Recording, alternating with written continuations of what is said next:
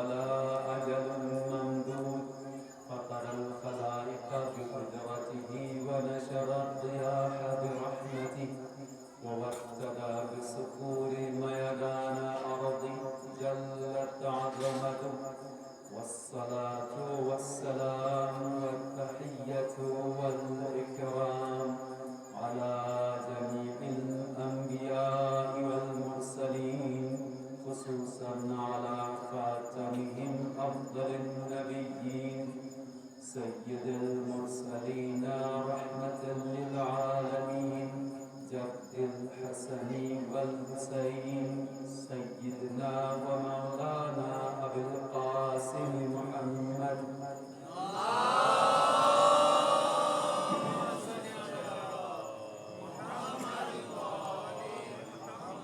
وآله الطيبين الطاهرين المعصومين الغر الميامين الذين أذهب الله عنهم الرجس وطهرهم تطهيرا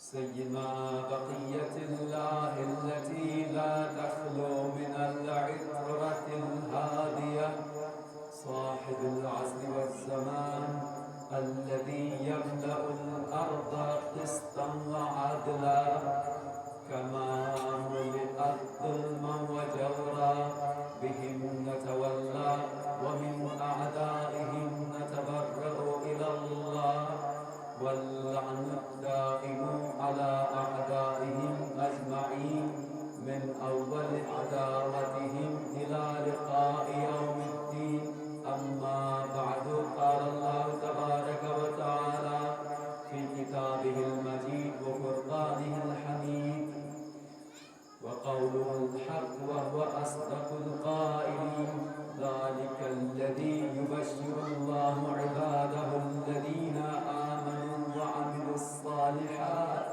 قل لا أسألكم عليه أجرا إلا المودة في القربى ومن يقترف حسنة نزد له فيها حسنا إن الله غفور شكور محمد وآل محمد صلى الله عليه وسلم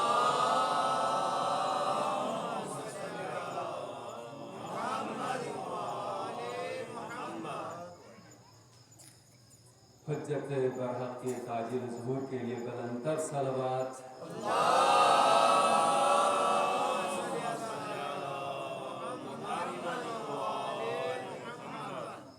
اعمال کی قبولیت کے لیے حاجت روائی کے لیے اس سے بھی بہتر انداز میں درود پڑھ دیجئے محمد و آل محمد کی ذات پر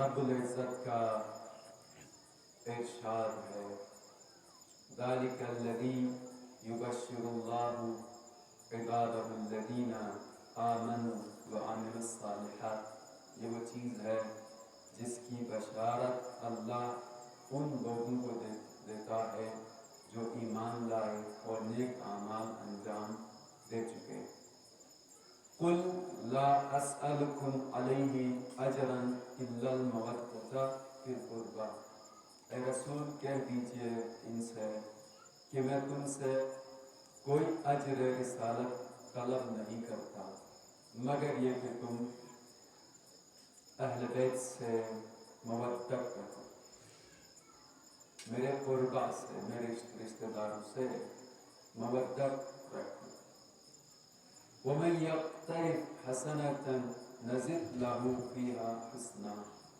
اور جو کوئی نیک کام انجام دے اس کے لیے ہم اضافہ کرتے ہیں ان اللہ غفور شکور بے شک اللہ بخشنے والا اور شکر قبول کرنے والا ہے شکور ہے یعنی شکر قبول کرنے والا ہے شاکر بندوں کے شکر کرنے والوں کے شکر کو قبول کرنے والا ہے یہ آیت سورہ شورا کی 23ویں آیت ہے جس کے ذیل میں ہم آرائز آپ کی بہترین سماعتوں کے لیے ہدیہ کر رہے ہیں. اور میری گفتگو کا موضوع مودت اہل بیت اور اس کے تقاضے ہے. اسی حساب سے آیت کو سرنامہ کلام قرار دیا. اللہ نے اپنے رسول کے ذریعے کلمہ توحید اور رسالت پر ایمان لانے والوں سے ایک صلہ طلب کیا ہے جو کہ رسول کے رشتہ داروں سے مودت سے عبارت ہے. اور خدا بھی بے نیاز ہے، غنی ہے، اور رسول کو بھی کسی صلے کی ضرورت، کسی اجر اور مزدوری کی ضرورت نہیں ہے. اللہ غنی اور بے نیاز ہے. ہم اپنے یومیہ اوقات میں 5 مرتبہ سورہ توحید پڑھ کر کہتے ہیں اللہ الصمد، وہ بے نیاز ہے. ایک اور آیت ہے ان اللہ یا ایھا الناس انتم الفقراء الی اللہ واللہ هو الغنی الحمید. اے لوگو تم سب اللہ کے نیاز مند ہو، فقیر ہو، محتاج ہو. واللہ هو الغنی الحمید، اور اللہ غنی ہے، بے نیاز ہے، اور وہ حمید ہے کہ جس کی حمد و ستائش کی جاتی ہے.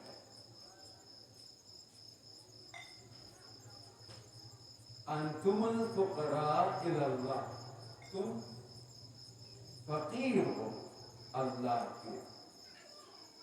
اور ایک جملہ عرض کرتا چلوں یہاں پر، ہم آپ فقیر کسے کہتے ہیں؟ اس آدمی کو کہا جاتا ہے کہ جس کے پاس کھانے پینے کی تنگی ہو، گزر بسر صحیح طریقے سے نہ کر سکتا ہو، پورا نہ کر پاتا ہو، اسے فقیر کہتے ہیں. جس کو عام طور پر غریب کہتے ہیں. اور جو سادہ الفاظ میں عرض کروں تو یہ ہے کہ جو مستحق زکوٰۃ و صدقات ہوتا ہے وہ ہمارے معاشرے میں فقیر ہے. کیا مطلب اس کا؟ اگر اسی لحاظ سے دیکھا جائے تو یہ وہ شخص ہے جو اپنی اقتصادی زندگی چلا نہیں سکتا، چل نہیں سکتا. اپنی اکنومیکلی لحاظ سے یہ چل نہیں سکتا، اس لیے اس کو فقیر کہا. اور فقر عربی کا لفظ ہے کہ جو ریڑھ کی ہڈیوں کو کہا جاتا ہے، اور جس کی ریڑھ کی ہڈیاں سالم ہیں، جڑی ہوئی ہیں، وہ آدمی چلتا ہے، کام کر سکتا ہے، اور ایک جگہ سے دوسری جگہ جا سکتا ہے، محتاج نہیں ہے چلنے میں کسی کی مدد کا. لیکن اگر کسی حادثے میں یا کسی اور وجہ سے اگر اس کی ریڑھ کی ہڈیاں ڈس بیلنس ہو جائے، اس کی ڈسک میں فاصلہ آ جائے یا کمپریشن ہو جائے، تو اب وہ آدمی چل نہیں سکتا، زمین گیر ہو گیا. کیوں؟ اس لیے کہ اس کی ریڑھ کی ہڈی کام نہیں کرتی، جو مہریں ہیں وہ اب کام نہیں کرتی. ان کا فاصلہ زیادہ ہو جائے یا پریس ہو جائے تو ایسے میں آدمی چل نہیں سکتا، زمین گیر ہو جاتا ہے. تو یہاں سے نکلا ہے اس غریب آدمی کے لیے بھی اس کو فقیر کہتے ہیں کہ یہ اپنی معاشی زندگی کو چلا نہیں سکتا ہے. معاشی اعتبار سے، اکنومیکلی اعتبار سے یہ آدمی زمین گیر ہو گیا، لہٰذا اس آدمی کو مدد کی ضرورت ہے. خدا نے خود انتظام کر رکھا کہ زکوٰۃ کا ایک حصہ کو دیا جائے اور دیگر صدقات و خیرات اور دیگر طریقے سے اس کی مدد کی جائے تاکہ یہ اپنی اقتصادی زندگی، معاشی زندگی چلا سکے. تو اب معلوم یہ ہوا یہاں پر جو یا ایھا الناس انتم الفقراء الی اللہ واللہ هو الغنی الحمید، تو فقر اس سے نکلا ہے.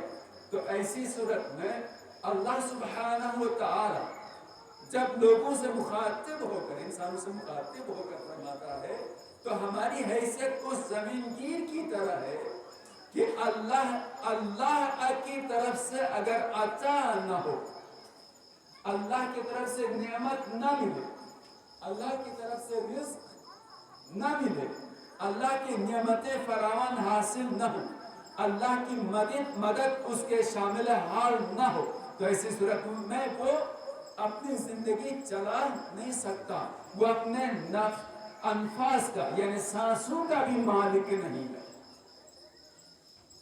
وہ اپنے دل کی دھڑکنوں کا بھی مالک نہیں ہے، یہ سب اللہ کے اذن سے کام کر رہا ہوتا ہے، یہ سارا نظام، یہ سارا سسٹم۔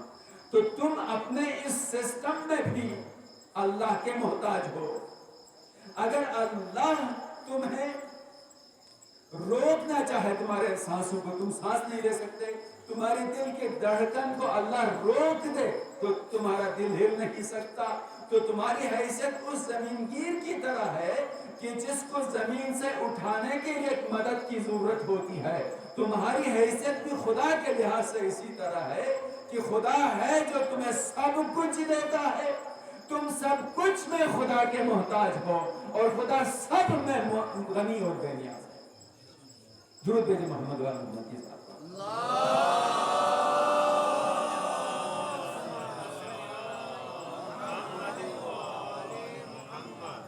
اور رسول بھی تمہارا محتاج نہیں ہے، رسول بھی وابستہ ہے خدا سے، اس کی احتیاج صرف اور صرف خدا سے ہے، لوگوں سے اس کا کوئی واسطہ نہیں ہے۔ بس اس بے نیاز ذات نے اپنے اس رحمت للعالمین رسول کو یہ حکم دے دیا کہ ان سے کہو کہ تم سے کار رسالت کا کوئی صلہ طلب نہیں کرتا مگر میرے اہل بیت سے، میرے ذوی القربہ سے مودت کر، اور یہ مودت فی القربہ بھی تمہارے اپنے فائدے کے لیے ہے۔ اب معلوم یہ ہوا کہ مودت اہل بیت، محبت اہل بیت واجب ہے، لیکن آیا فقط محبت کافی ہے؟ کیا سادہ سی محبت طلب کیا ہے؟ رسول ایسی محبت طلب کر رہے ہیں کہ کچھ اجتماعات میں نام لے لو، ممبر سے کچھ نام لے لیا جائے، کچھ مدحیں اور قصیدے پڑھے جائیں، کچھ اشعار پڑھے جائیں، اتنا ہی کافی ہے؟ یا محبت کا تقاضا فقط یہ اتنا نہیں ہے، بلکہ یہاں پر اقرار ولایت کے ساتھ محبت کا نام ہے مودت۔ اگر کوئی آدمی ایمان نہیں لاتا ہے، ولایت کا اقرار نہیں کرتا ہے، تو اس کا دعویٰ زبانی دعویٰ ہے۔ ایسی محبت اور ایسی مودت رسول نے طلب نہیں فرمایا ہے، سوال نہیں کیا ہے۔ لا اسألکم علیہ، جس چیز کا سوال کیا وہ ہے مودت، اور مودت دل و جان سے انہی کو قبول کرنا۔ بس توجہ رکھیے گا، بس انہی کو قبول کرنا۔ اس تمہید کے بعد مسلسل اور اپنے موضوع سے صرف اور صرف فی القربہ کی محبت رکھنا، یہ طلب کیا ہے رسول نے۔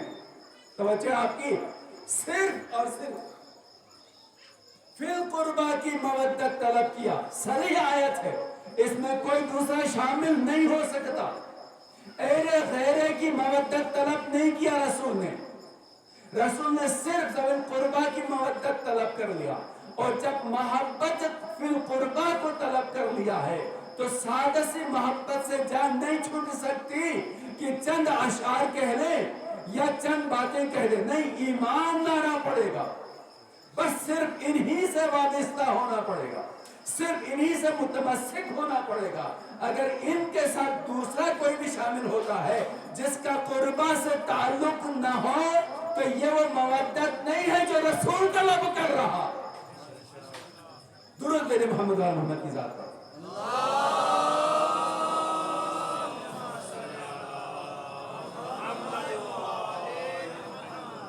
توجہ فرمائیے گا کہ دو چیزیں اگر آپس میں ڈفرینس رکھتی ہیں، اگر ان دونوں کے درمیان میں ان دونوں کی حقیقتوں میں اختلاف ہے، فرق ہے، پوری توجہ رہا، مسلسل گفتگو آپ کی سماعتوں کے لیے نظر کر رہا ہوں، بشرطے کہ آپ پوری توجہ سے مجھے سنتے رہیے کہ دو چیزیں اگر آپس میں اختلاف رکھتی ہیں، اگر ان کے درمیان کسی قسم کا کوئی اشتراک نہیں ہے، نقاط اختلاف اس میں موجود ہیں، دونوں کی حقیقت، دونوں کی ماہیت الگ الگ ہے، تو وہ دو چیزیں ایک ظرف میں نہیں آ سکتی، ایک ہی برتن میں نہیں آ سکتی۔ بھئی دودھ الگ ہے، پانی الگ ہے، ٹھیک ہے نا؟ توجہ ہے آپ کی، دودھ کی نیچر اور ہے، پانی کی حقیقت اور ہے، پانی اور فارمولے سے بنا، دودھ کا اپنا ایک فارمولا ہے، توجہ نا؟ یہ دونوں جو بالکل ہی ڈیفرنٹ ہیں، ایک برتن میں ڈال دیں تو یہ دونوں مل نہیں سکتے، ٹھیک ہے؟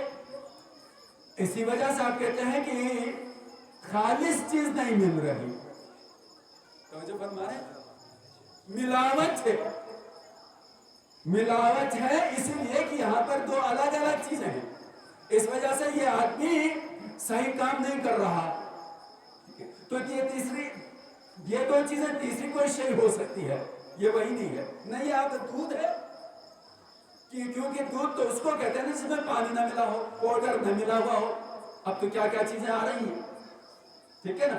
اب تو آپ کے پاس چاول بھی کسی قسم کا آ گیا ہے، توجہ آپ کی، اور جو نا انڈا بھی جعلی قسم کا آ گیا، رنگ سارا وہی، لیکن جب آپ نے اسے فرائی کرنے کے لیے ڈال دیا تو پتا چلے تو پلاسٹک تل رہے ہیں، ٹھیک ہے، اور آہستہ آہستہ ہم اسی پلاسٹکوں کی طرف جا رہے ہیں، گھر سے جو خالص چیز مل رہی وہاں پسند نہیں ہوتی۔ اچھا ایک وقت جب آ جائے گا تو اس کے بعد ہم پلٹ کے کہیں گے بھئی وہی مکئی والی روٹی بڑی اچھی تھی، اس سے سب تندرست رہتے تھے، تو وجہ آپ کی چند جملے میں عرض کرتا چلوں تاکہ اذہان بیدار رہیں۔ بھئی جب وہی جو ہماری اپنی زمین سے کاشت کی ہوئی فصل تھی، گندم اور مکئی، اس سے جو روٹی بنتی تھی سب تندرست رہتے تھے، سب کا معدہ سالم رہتا تھا، صحیح رہتا تھا۔ اب ظاہراً تو بڑی اچھی رنگ میں، رنگت میں، لیکن صحت کے لحاظ سے زہر ہے، ہم گھر کے لیے باہر سے زہر لے کر آتے ہیں، تو معلوم یہ ہوا کہ اگر دو چیزیں آپس میں ڈیفرنٹ ہیں تو وہ مل نہیں سکتی، وہ آپ کی توجہ کیجئے گا، مل نہیں سکتی، ان کے توجہ پوری، ان کے درمیان کسی قسم کی سازگاری نہیں ہو سکتی۔ جب یہ آپس میں سازگار نہیں ہیں تو جب آپ اپنے نظام انہضام کے حوالے کر دیں گے تو ہمارے نظام انہضام کو تو برباد کر سکتی ہیں یہ دو چیزیں، اور آپ کو صحت بھی نہیں دے سکتی۔ تو ایک ظاہری، توجہ کیجئے گا، ایک ظاہری غذا کہ جو خالص مل جانی چاہیے تھی، اس میں اگر ملاوٹ آ گئی تو وہ صحت کو خراب کر دیتی ہے، تو روحانی غذا جو خالص مل جانی چاہیے اگر ملاوٹ کے ساتھ آ جائے تو روح سالم نہیں رہ سکتی۔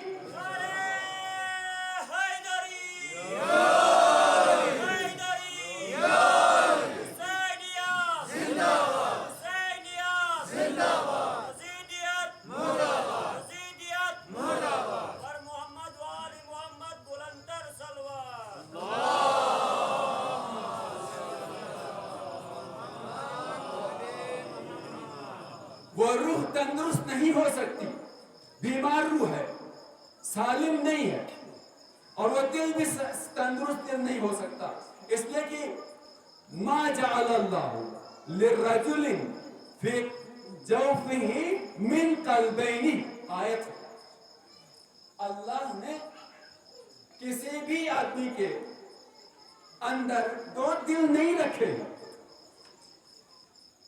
ما جعل اللہ لرجل فی جوفہ من قلبین، اللہ نے کسی آدمی، کسی انسان کے اندر بھی دو دل نہیں رکھے، ایک دل، توجہ فرمائیں، ایک دل دیا ہے۔ اب ایک دل میں ایک چیز آ سکتی ہے، اگر کئی ایک بھی ہے ظاہراً تو اسے ایک ہونا چاہیے، توجہ، لیکن اگر ان کے درمیان ڈفرنس ہے، اختلاف ہے، تو ایسی صورت میں ایک دل میں وہ نہیں آ سکتے. لہذا اگر اہل بیت کی ولایت اور اہل بیت سے محبت ہے تو بس اہل بیت سے محبت دل میں ہو سکتی ہے، بس سکتی ہے.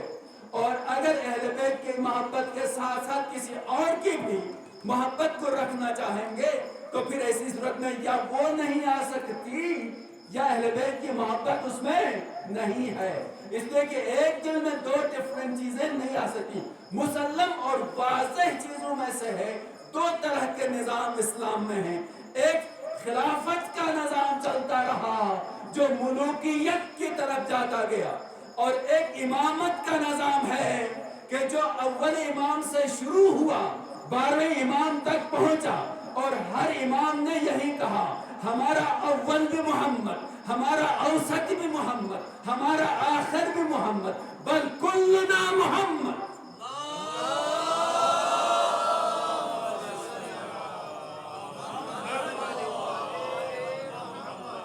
ہمارا اول بھی محمد ہے، ہمارا اوسط بھی محمد ہے، ہمارا آخر بھی محمد ہے، بلکہ ہم کل کے کل محمد ہیں.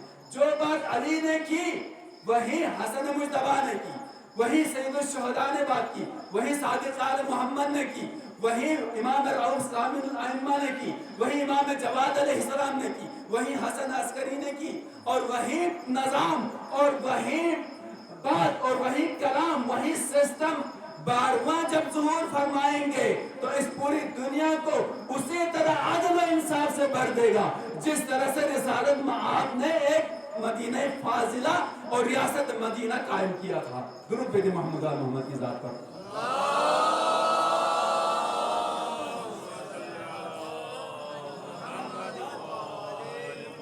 گھبرا کے تو نہیں سن رہے ہم مکاتب اسلامیت کا احترام کرتے ہیں، لیکن جو واضح چیزیں ہیں وہ تو بیان ہو جائیں گی.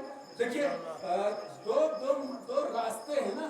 ایک راستہ امامت کا ہے جس کے ہم قائل ہیں، جس کو ہم مانتے ہیں، اور دوسرا خلافت کا ہے جو اجتماع یا اجماع کے ذریعے سے، بیعت جمہوری کے ذریعے سے سیٹ اپ ہوا اور چلتا رہا.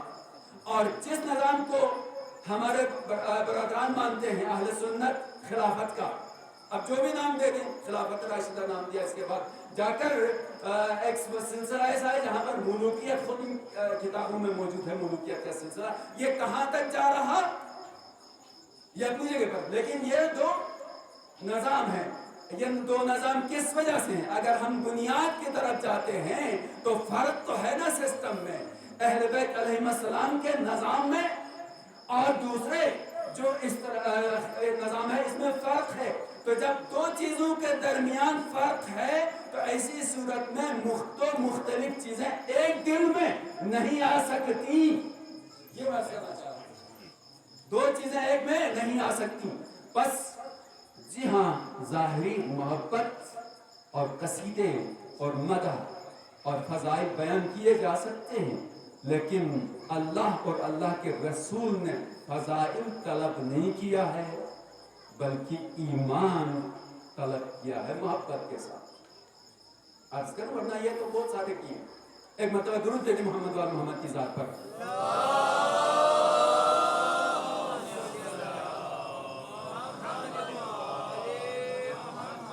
ہارون رشید کا قصہ تاریخ میں مشہور ہے.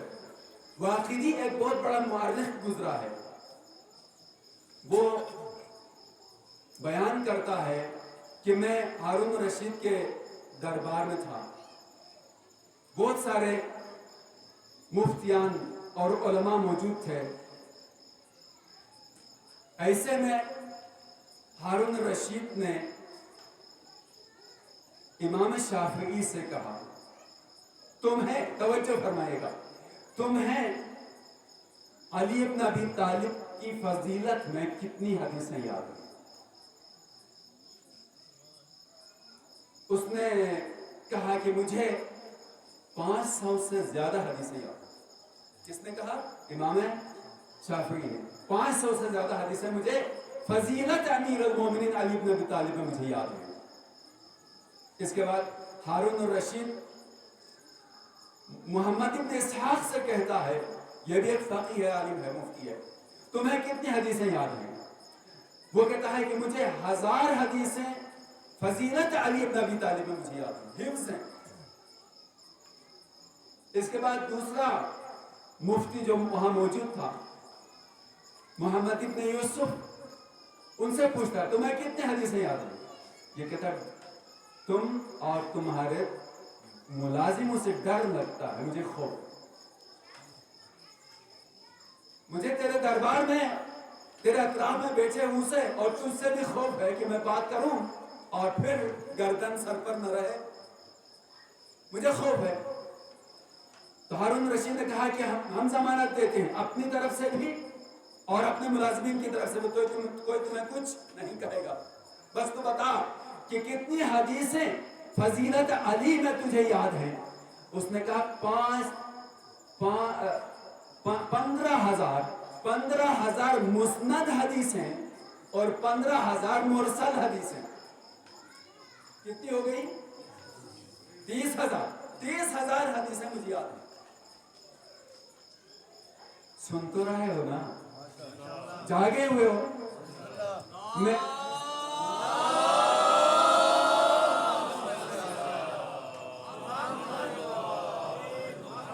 नहीं, ये जो वहां तक फैला हुआ मजमा है ना, इनकी तरफ से सलवात की आवाज नहीं आई।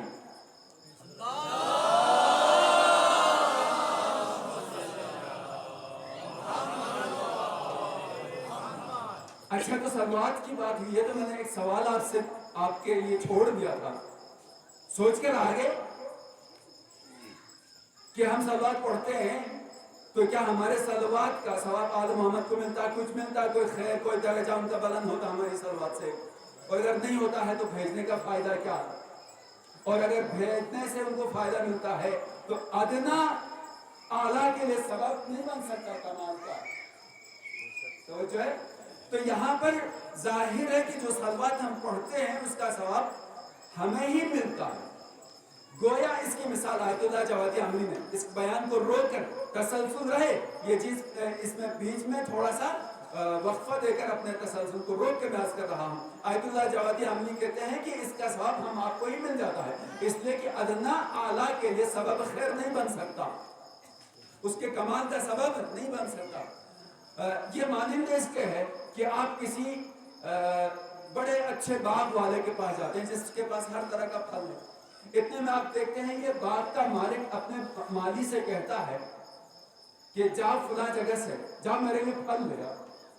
वो दरख्त जाता है, दरख्त पे चढ़ता है और फल लेकर आता है, अच्छा फल लाकर दे दिया और इसने मालिक ने खाया तो मालिक बड़ा खुश भी हो जाता है, तुमने अच्छी मेरी इताअत कर ली और अच्छा फल लेकर लाए। तो अब बताइए इस माली ने, इस मुलाजिम ने कोई ऐसी चीज दे दी जो इसकी मिल्कियत से खारिज थी, या इसकी अपनी चीज इसको लाकर दे दी? भाई फल इसी का था ना, इसने लाकर इसको दे दिया, तो कोई ऐसी चीज जो न रखता था वो तो नहीं दे दिया, वही चीज जो इसके पास थी वो दे दिया, लेकिन साथ में इस इताअत पर उसने अपने आका को खुश भी कर दिया। तो यहाँ पर भी ऐसा है, हम सलवात पढ़ देते हैं तो आल मोहम्मद के लिए कोई सबब खैर नहीं बनते, ये खैर हमारी तरफ ही पलटता है कि हमारे सलवात भेजने से खुद हमारा एक दर्जा और सवाब मिल जाता है, और ऐसा सवाब की जिसे फरिश्ता शुमार भी न कर सके। अब देखता हूं मैं कौन कितनी बुलंद आवाज से सलवात पढ़े कि उसके सलवात के सवाब को फरिश्ता शुमार ही न कर सके।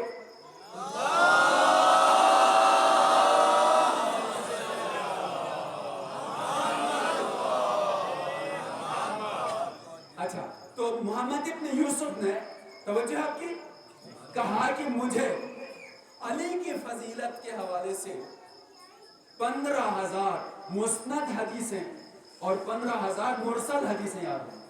मुस्नद उस हदीस को कहते हैं कि जिसका सिलसिले सनद रावियों का एक से दूसरे तक होते होते मासूम तक पहुंचे, उसे कहते हैं मुस्नद। यानी जो सिलसिला है, जो कड़ी है रावी से रावी तक, ये बराबर मिलती जा रही है और मासूम तक پہنچتی ہے. امام سے نقل کر رہا ہے تو امام تک پہنچ رہی ہے, رسول اللہ سے نقل کر رہا ہے تو رسول اللہ تک پہنچتی ہو کڑی راویوں کی, تو اسے کہتے ہیں مسند. اور مرسل اس حدیث کو کہتے ہیں کہ جس کا سلسلہ بیچ کہیں سے ٹوٹ جائے, نہ مل جائے, اسے مرسل کہتے ہیں. تو کہتا ہے 15,000 مسند حدیثیں حفظ ہیں اور 15,000 مرسل حدیثیں حفظ ہیں مجھے. اس کے بعد اب واقعی کی طرف ہارون رشید رک کر کے کہتا ہے کہ تمہیں کتنی حدیثیں یاد ہیں. واقعی کہتا ہے کہ اگر میں زیادہ کا جو محمد ابن یوسف نے دعویٰ کیا ہے اس سے زیادہ کا دعویٰ نہ کروں تو اس سے کم بھی مجھے یاد نہیں. یعنی کیا مطلب, واقعی کو کتنی حدیثیں یاد ہیں؟ یعنی کم سے کم 30,000 یا اس سے زیادہ. 30,000 تو یاد ہے نا ڈیفینیٹلی. 30,000 احادیث کا حافظ یہ بھی ہے.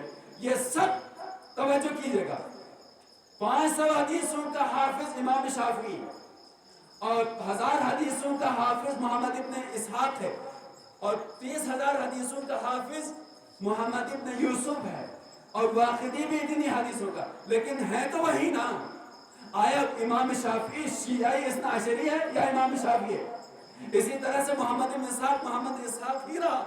فقط حدیثیں حفظ کر کے نقل کرنے سے وہ محبت پوری نہیں ہو سکتی ہے جب تک علی کو اپنا مولا نہ مانے.